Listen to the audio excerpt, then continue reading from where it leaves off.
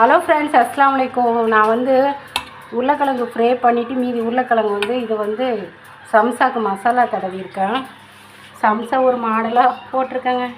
கொஞ்சம் மாவு மிச்சம் வச்சுட்டேன். எனக்கு சரியாக அந்த ஸ்டஃப்பிங் அந்த மடக்கு வரமாட்டேங்குது.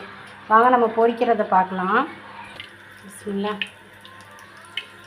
எனக்கு தெரிஞ்ச மாடலில் போட்டிருக்கேன். பட் நல்லா தான் இருக்குது. சம்சா சேவ் வரல, அவ்வளோதான்.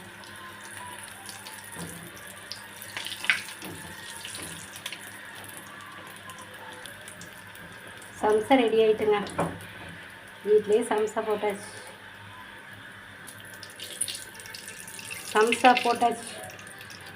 இது மற்றதெல்லாம் போட்டு எடுத்துடலாம். இது ரெண்டாவது சம்சா.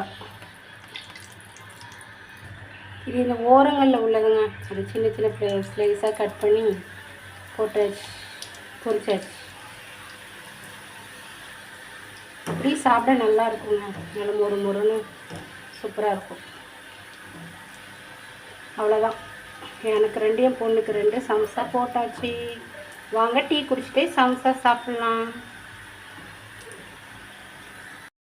ஹலோ ஃப்ரெண்ட்ஸ், அஸ்ஸலாமு அலைக்கும். வாங்க இன்றைக்கி ஈவினிங் டீ குடிச்சிட்டு நம்ம சம்சா சாப்பிட போகிறோம்.